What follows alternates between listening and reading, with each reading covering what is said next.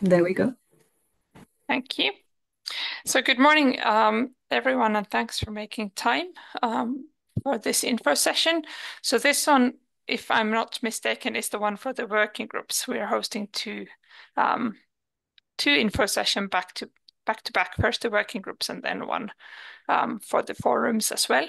The plan for this morning is just to briefly go through what the working groups are about, how they will function, and then Valerie will introduce the process of electing the chair for each working group in the upcoming weeks, I believe. And then we have some time for questions, if there are or when there are some. I would imagine that we have roughly 50 minutes or so just to have a break before the session for the forums.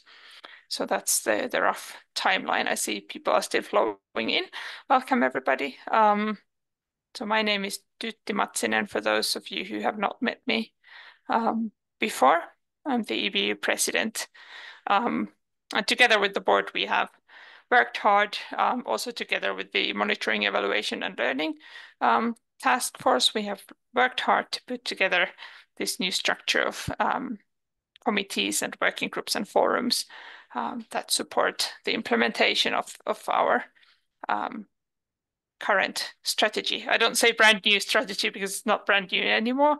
It was approved in the assembly in Lisbon in February.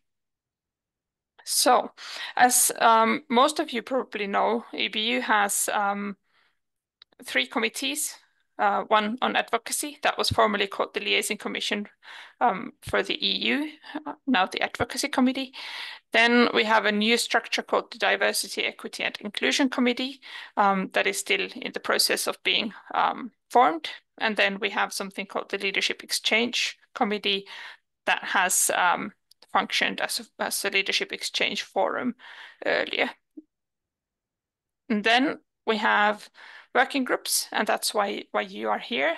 There are 5 thematic working groups, one on training, covering vocational training, education, professional rehabilitation, and a link to the labor market.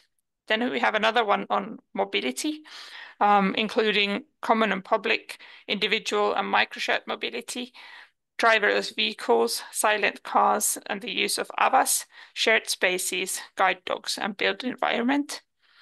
And then we have accessibility, which I think is thematically the broadest, covering accessibility of goods and services, including social services, sports, leisure, and culture, mental health and healthcare, public services, and political participation, assistive technologies, audio description, employment and labor market access. The fourth one is the working group on digitalisation, for example, pulling together specific expertise on issues of technologies, ethical AI, customer protection, and then a working group on Braille, continuation of our Braille working group in the previous years that promotes Braille and Braille literacy as essential tools for the autonomy of blind and partially sighted individuals through regular campaigns and webinars. And then there is a 6th working group called the External Communication Working Group, which is slightly different in nature, as that is pulling together the communications specialists from EBU and EBU's member organizations, and that's a working glove that works slightly differently to these thematic working groups. The membership of these working groups is based on nominations by our member organizations. So each organization was allocated 5 slots for each working group. And we asked people or organizations to nominate people with expertise in the theme of the given working group. So the person does not necessarily have to be blind or partially sighted, but has to have some expertise in the topic. And I think Valerie can probably correct me if I'm wrong, but I think all of the working groups have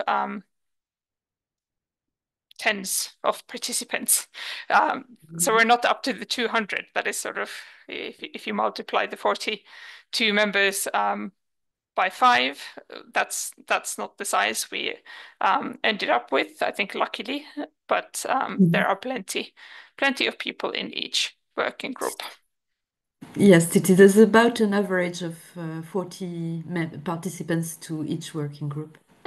Yeah, so 40 of the best experts in Europe, which is really brilliant in my perspective. So each of the working groups will have a chairperson selected by the working group, and Valerie will explain that process in a little bit. The chair should be either blind or partially sighted, but that's really the only requirement from EBU's side. The idea we have in mind for the working groups is that the working groups will themselves define a work plan that is either defined on an annual basis or biannually, so for 2 year 2 years at a time, and the working plan should be based on the strategy. So the strategy, as you know, is really broad, covering all kinds of topics that fit to each of these working groups. So you don't have to embrace everything that is in the strategy at once, but you can prioritize, pick those topics that are of interest for the working group, and then define the work plan based on that. The work plan should describe the composition of the working group for the given period. It should define the objectives and expected results of the working group, outline the rhythm for meetings, as well as activities and responsibilities of the working group.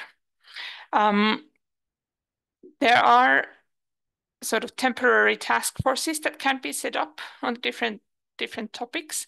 And so far, we have a task force on accessible payment terminals that has been formerly under the Liaison Commission. Now we have moved the task force to work under the Accessibility Working Group, because we think that task force pulls together the technical and thematic expertise on the given topic, and that's fitting under the broad umbrella of accessibility. There will be a new task force on sports, leisure sports, which also will be placed under the accessibility working group.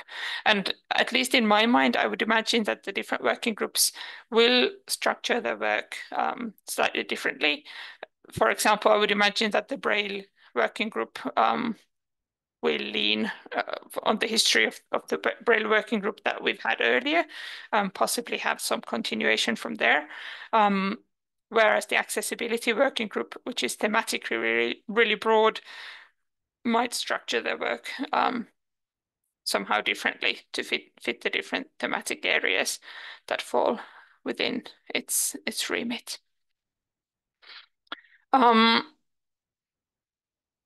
What else should I say at this point? There is an email exchange list for each one of the working groups, and that's the primary way of communicating. There will be a Zoom license available for the working group, so that you have the possibility, or the chair has the possibility, to organize and host Zoom meetings under an EBU Zoom license. And each of the working groups is expected to have at least one online meeting annually, so that it doesn't only turn into a discussion list project. And the thematic working groups, we believe that they should work closely together with the advocacy committee. So the new advocacy committee brings together the advocacy experts of our member organizations, but the thematic and technical expertise on these different topics, this is living and developed further in thematic working groups. So we believe that the best results in terms of the impact of EBU's work can be gained when we pair the technical expertise from the thematic working groups together with the advocacy expertise of the advocacy committee. And that's why we have asked that the working group chairs or the working groups together with the chair would report both to the board of EBU, but also to the advocacy committee's chair, Francesca Spianchi, who might be familiar to many of you, on a regular basis. The board meets 3 times a year, once in roughly February, early February, the second time in late May or early June, and then once in October. So we are asking that the working groups would produce a brief report, being, one pager of what has happened and what are the current outcomes on a regular basis, so that the advocacy committee stays updated, but also the board knows what is going on. Also, to allow the board and the advocacy committee to observe if there's anything that is emerging, sort of in the political discussions or more technical discussions on European level, so that we can follow the trends that are going on in the operational environment. What else? Before I let Valerie go on with the chair selection. Yes, we haven't budgeted anything yet for the work of the working groups. But as you know, EBU receives funding from a multi-annual project funding from the European Commission, and next year will be the last year of the current project. So in 2026, we will launch a new project. We don't yet know if it's a 3-year thing or a 4-year thing, but if there are activities, and I hope that there will be activities sort of proposed by these thematic working groups, I think you're more than welcome to sort of formulate ideas of what could EBU be applying funding for, and how much funding would that be, and who would be the member organizations interested in implementing those activities. I haven't asked Lars to say anything about this in advance, but if Lars has something to say, I think that's more than welcome. Yeah, I think that's probably more or less all from my side at this point. Perhaps I let Valerie first introduce the chair selection, and then Lars, if you want to say something, please do, and then we'll open for any questions. Thank you, Tytti. Okay, so the chair selection, as Tytti said, the candidates for the position of chairs need to be either blind or partially sighted, and the quickest way to apply for the position of chair in your working group is to send an email to my address. So it's membership@euroblind.org, and let me know what working group you would like to be applying for the position of chair. We tested an online voting tool recently with a task force, a small task force, diverse task force with sighted and partially sighted and blind users from various countries. And although nothing is perfect, we're going to try and use this online voting tool once we have all the candidates. And it will be the list of candidates, and the link for voting will be circulated through each discussion list applied to each group. So it will be 1 vote per group, per thematic group. I hope this is clear, but of course, if you have any further question at any stage, feel free to write to me at membership@euroblind.org. Do you have any questions for now, or shall we let Lars add his comment and then have the Q&A? What do you think, Tytti? Was there a clear timeline? So when will things happen? Sorry, I might have just missed it. No, sorry. Yeah, I didn't say that. The candidacies should be sent before the end of this month, ideally. So feel free to engage. And if you need to revisit the purpose of each groups, you can go. You can also look at the initial email sent to invite you to this group, which has documents like TORs and the strategic plan, which can help you to better understand. But as said before, at any stage, feel free to contact us, me or anyone at EBU, for further explanation. Thank you, Valerie. Is there anything, Lars, you would like to add? Perhaps just on the project side of things that you mentioned, Tytti. So there's not so much I can provide in terms of details for the time being, but just so that it's on people's radar, as you already introduced it.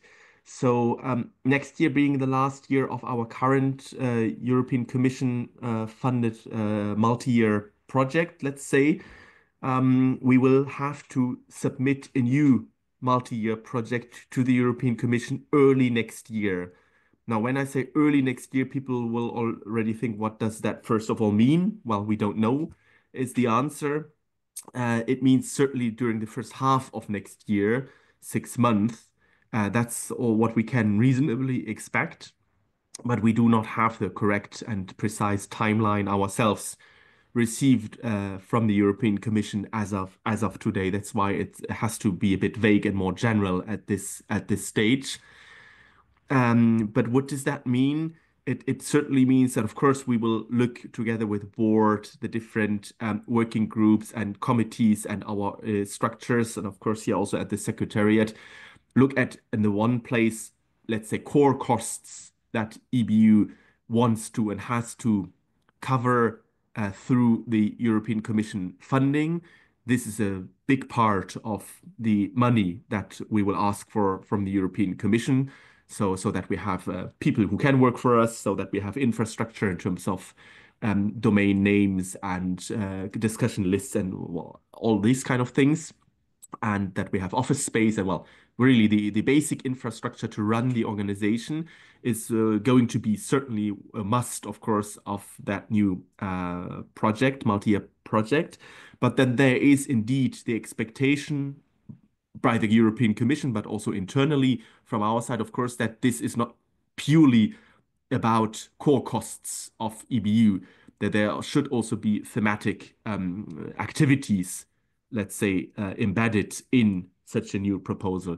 And this is where we can expect, I guess that must be then February, March next year, and we'll certainly organize a separate session for members, stroke our different working groups in that regard early next year, so that we get thematic inputs into what do you from your end would you like to include thematically on the content side of things in the new multi-annual plan. And then by that time, we will, of course, have more details also about what is the overall envelope that is allocated to it by the European Commission. So what is realistic and so on and so forth. So that's all very early stages. So we cannot say much more than that, apart from sort of a heads up here that this is a key priority already now known for 25.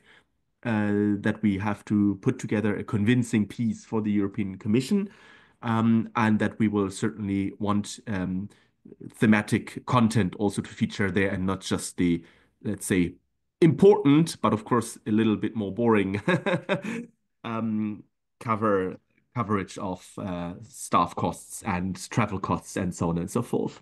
I think that's all I can add here. Thank you, Lars. Two more things came to my mind. There is certainly overlap between the different working groups and the different forums we have, both in terms of themes and topics. It was a hard division to try to allocate topics in each working group, but also in terms of people, so that there are people who belong to either multiple working groups or to a working group and some of the forums. This is really brilliant because I'm hoping that that will facilitate the transfer of information between groups as well. And we have already discussed that once the chairs have been selected, we would be able to inform the chairs of each working group about the sort of crossover of the members in their working group, so that they would know if they need more information or contribution, for example, from the low vision forum, they would know who are the members of the working groups who also belong to the low vision forum, or the women's forum, or the youth forum, or the forum for the older persons. So I think this is also something to keep in mind, to utilize actively the expertise from the different structures we have. But I think this is a good time now to open the floor for any questions there might be.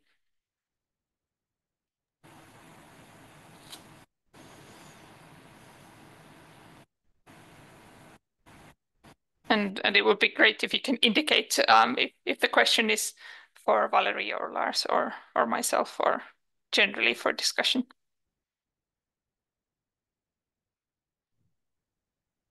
So, Tytti, Valerie, I think this is more a generic one. And well, first of all, hi, it's Nacho, the External Communications Officer of the European Blind Union. Nice to meet you all. The question I have, since I will be coordinating the comms network, is more from the point of view of the coordination of any, let's say, pan-European campaign, or EU campaign regarding the rights of blind and partially sighted people.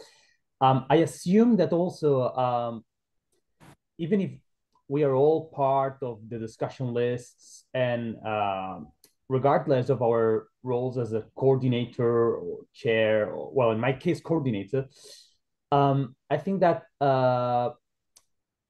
there's still some openness to, establish, isn't it, to establish some coordination between the forums and working groups, maybe, just to try to find some shared spaces, or at least same areas of cooperation, because of course I'm speaking in the area of comms, and I'm taking advantage of Lars and Valerie being here as the new colleagues. You know that in comms, the advantage that we have is that we have room for disseminating anything regarding the rights of blind and partially sighted people across Europe. So, but I assume that the comms group, in that sense, in order to increase the outreach of the activities of EBU's working group, would be like that, isn't it? Of just also trying to reach with other working groups and see what's going on within our network that we could promote through our diverse channels. And of course, if we were to prepare a campaign, well, still, of course, would remain to be seen with our head of advocacy and campaigning, Antoine Pope, and others. I think that the good thing of establishing a comms network or working group, better said, wouldn't be that, isn't it, to just find some space for cooperation in the area of dissemination. Mm-hmm. Yeah, I'm really in favor of all kinds of cooperation, and I think there's definitely room, if that's the will of the chairs who will be selected, to, for example, organize a loose meeting schedule for the chairs of the working groups to meet every now and then to share information. But I also think that sharing information from the work of the working groups, for example, the reports that you produce for the board and the advocacy committee chair, if those are the kind that could be shared with the other working groups, we can definitely help in doing so. I think it's of everybody's benefit that we know what is going on in these different parts of our network. And also, I'm also thinking that that we are looking into ways of delivering the members' newsletter to all of the working groups, because some of you probably get the EBU newsletter through other channels, but maybe not everybody. So we can also include news pieces from the working groups to the newsletter and then disseminate it through there. But I think it should be a low threshold thing for the chairs or any of the working group members to reach out to Nacho as the external communications person, or for Nacho you to reach out to the chairs to ask what is going on in each of the working groups. Yeah, and also we just like to take advantage, and I thank that Jakob is here, because last week we had a discussion about the accessibility of certain platforms, also with all the turmoil that's going on X and so on. I think that the importance of the comms working group is also, just to be on the look of what's going on in the area of accessibility of the different platforms. And in that sense, having a person like Jakob is, like a very valuable asset, in the sense of, knowing what needs to be worked on a certain platform, which platform works best for what, and yeah, most definitely. Thank you, Nacho.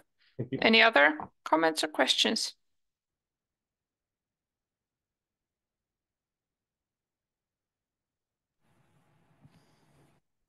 I'm just curious about anyone considering the position of chair for their working group, or is it something that you find perhaps intimidating, or I'd like maybe your reactions to that.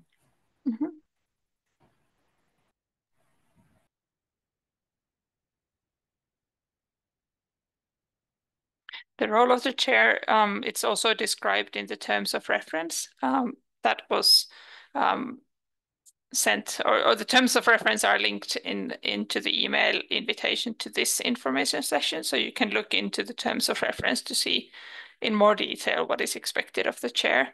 But I'm really hoping that the chair is not somehow fully only responsible for the working group, but responsibilities would be shared among working group members, so that the position is not too heavy. We have a lot of active people with a lot of expertise in the groups, so I would really expect that the chair's position is mostly just to make sure that the strings are pulled together and meetings are organized and such. So it shouldn't be too heavy of a position. Also gives good insight to the overall topic in your group.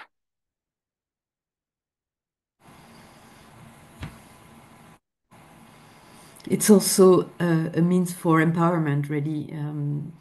The idea of these working groups where that members take really the lead in all the EBU activities and advocacy, because obviously for such a wide strategic plan, the capacity of and the role of the office is not to really implement it if it's not led by members.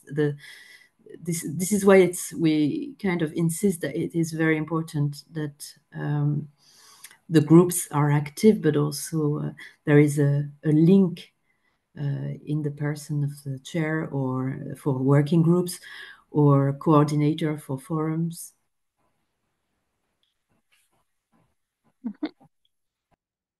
Hello, this is Jakob. Can you hear me? Yes. Yes. Okay, I have just a quick comment. My name is Jakob Rosin. I am the chair of the Estonian Blind Union, and I'm also a member of the board at EBU, and a member of a couple of working groups here. Just as a comment, I feel that we have a good opportunity also for the working groups to carry out some research among the blind community in Europe. Because research and any kind of statistical data is highly valued when preparing for, I don't know, high-level meetings, etc., either nationally or Europe-wise. So it's just maybe a thought of encouragement, or when those plans are drawn out, the annual plans of the working groups, that maybe a small research idea amongst EBO members would be good to be produced, because just a recent example from last week, we're working on enhancing our media law in Estonia, media accessibility law. And there was a research a couple of years ago done by EBU about audio description, and that was really, really helpful. So the more research we have, I think the better. Mm-hmm. And I think it's the same message we get from other places as well. For example, in the field of silent cars and the AVAS warning system, the car industry broadly is really asking for research-based information on how the AVAS should be settled and or set up, and that's as we know, sometimes research is expensive and it's slow to do. So I think it's really the thematic working groups that can help us shape research ideas. And we could then seek for external partnerships to conduct the research with. But I really encourage Jakob's idea. The other thing I had in mind are the different kinds of consultation requests we get, mostly from the European Commission. I think at least 2 of the working groups have already seen those coming. So the accessibility working group has probably received a request from Antoine, who is the head of campaigning and advocacy, related to the trash bins and how those will be labeled in the European Union in the future. And that's really crucial that you would look into the consultation document and give feedback, so that Antoine will be able to provide EBU's views on accessible waste sorting labeling in the future. And I think the working group on mobility received a road safety consultation last week. So how that works is that Antoine reaches out to both the advocacy committee, but also to the working group that has thematic expertise in the given question.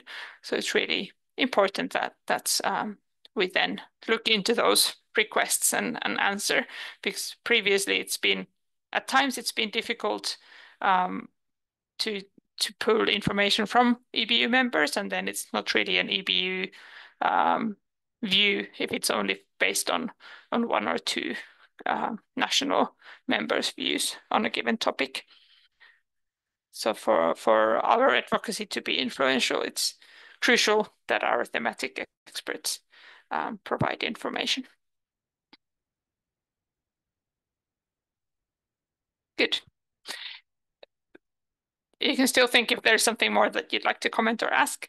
I think what will happen next is that this recording will be shared with the working group, so that those who weren't able to join today but would like to still listen to the info session will have a chance to do so. And I think, Valerie, correct me if I'm wrong, but together with the recording, we can probably provide the instructions on how to sign up for the position of the chair.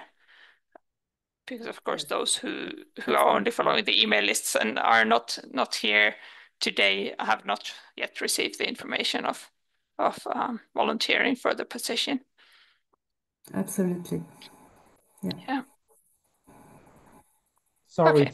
sorry, Tytti, Valerie. I know that I've been talking too much in this morning session. It's not true again. It's just a question about the relationship between the coordinator and the chair. I assume that that would be a relationship in the sense of, for example, just to just to mention one of the many things, while organizing an online meeting of the group, maybe that this relationship between the president and the coordinator would be more in the sense of agreeing on the agenda of the meeting, maybe trying to see what the main items of discussion will be, and so on. So I guess, or maybe I don't know, maybe maybe within the group we're thinking of organizing a webinar which would also feature external participants. On that sense, we would also, for example, discuss what kind of participants we would wish to invite. So it's just to know a little bit more the the working flow, just to say. So the working groups only have a chair. It's the thematic forums who will not have a chair but will have a coordinator. Okay. So there's only one person nominated sort of officially in a position of responsibility, and then the rest will be up to the working group. So in the annual or biannual work plan of the working group, we are asking for the working group to sort of describe the way responsibilities are shared. So I would imagine that it depends a little bit on the working group. For example, in the case of the accessibility working group, which already has 2 task forces underneath it, and of course the task forces will have a life of their own, so they will have to figure out what is the way the task forces report to the wider working group. But then some other working groups are probably more sort of focused in terms of working on 1 or 2 things at a time, everybody together. So their structure is then different. But setting up the agenda, I'm hoping that would be a consultative process together with the working group. But in the end, it's the responsibility of the chair.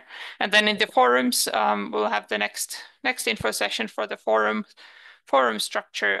They will have a coordinator position in those, not an official chair. Okay. I would just like to say a word about the Braille Working Group. The former Braille Working Group is now a task force because it corresponds to the workings of the task force in the sense that it is a project based and financed by the EU with a smaller number of participants.